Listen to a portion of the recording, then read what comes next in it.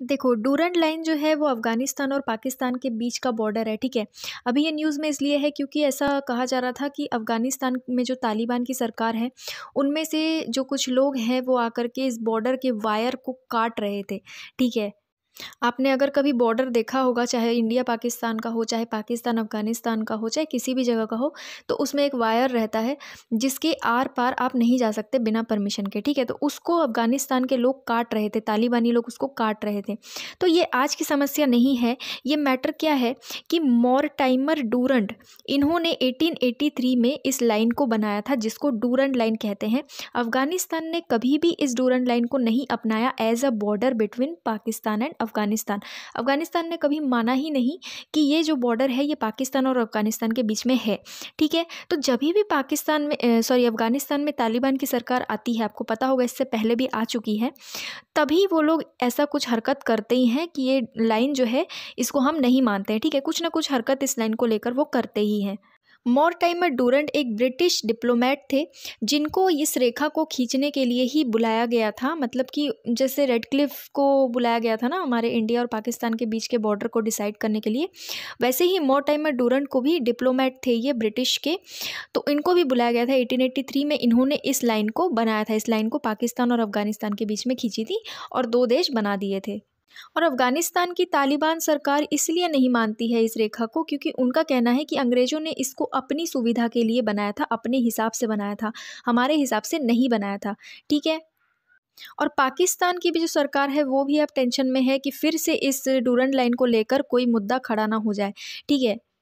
अभी-अभी किसी तालिबान के प्रवक्ता ने ये बोला था किसी चैनल में, ठीक है, कि अफ़गानिस्तान का जो डूरंड लाइन है उस पर पाकिस्तान की बनाई गई जो बाड़ है उसका हम विरोध करते हैं, ठीक है। देखो यार, ब्रिटिशर्स क्या कर रहे थे जब वो यहाँ पर आए थे, तब तो इंडिया पाकिस्तान एक था, ठीक है। वो क्या कर रहे थे कि छोटा-छोटा हिस्सा बना रहे थे, मतलब कंट्रीज़ को तोड़ रहे थे, कंट्री बनाते जा रहे थे ताकि उनको अपना जो कंट्रोल है उसको मजबूत करते बने, ठीक है। जितनी छोटी जगह होगी उतनी अच्छी तरीके से वो कंट्रोल कर पाएंगे, नहीं तो इंडिया पाकिस्तान अफ़गानिस्तान ये बहुत बड़ा एक एरिया था, इसको उन्होंने 1893 में पाकिस्तान और अफ़गानिस्तान को उन्होंने तोड़ दिया।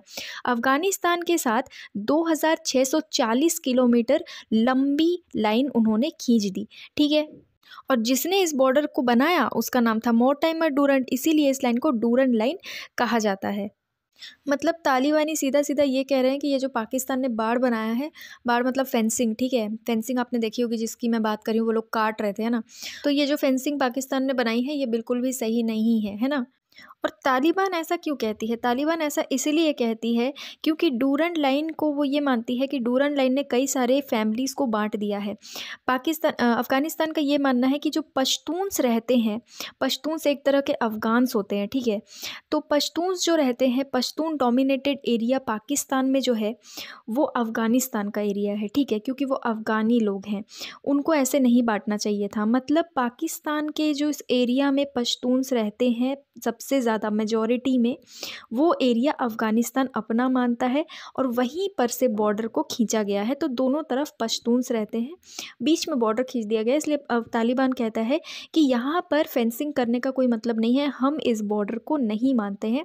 और इस चीज़ को लेकर कई बार फायरिंग हो चुकी है पाकिस्तान और अफ़गानिस्तान के बीच में, कई बार लड़ाइयाँ हो चुकी है, कई बार बहुत सी बातें भी कही गई है, ठीक है, लेकिन अभी तक ये जो मैटर है ये सॉल्व नहीं हुआ है। पाकिस्तान कंटिन्यूअसली फेंसिंग कर ही रहा है, ठीक है। तो ये था डोरंड लाइन को लेके मैटर, अभी बहुत ज़्यादा न्यूज़ में है इसलिए हमने इसको डिटेल में डिस्कस किया है। ज्योग्राफिकल पॉइंट ऑफ व्यू से भी आपको ये मैप में देखना होगा, तभी ये चीज़ आपको ध्यान में रहेगी। पूरे चांसेस है कि एग्जाम में पूछा जाए, ठीक है। और डूरंड लाइन का नाम डूरंड क्यों पड़ा है ये भी मैंने आपको बता दिया है, ठीक है। तो आज के लिए इतना ही। आई होप आपको ये टॉपिक समझ में आया होगा। डेली अपडेट्स के लिए इस चैनल को सब्सक्राइब करें। कोई भी डाउट या कन्फ्यूजन हो तो आप मुझे कमेंट में पूछ सकते हैं। आज के लिए इतना ही। Thank you.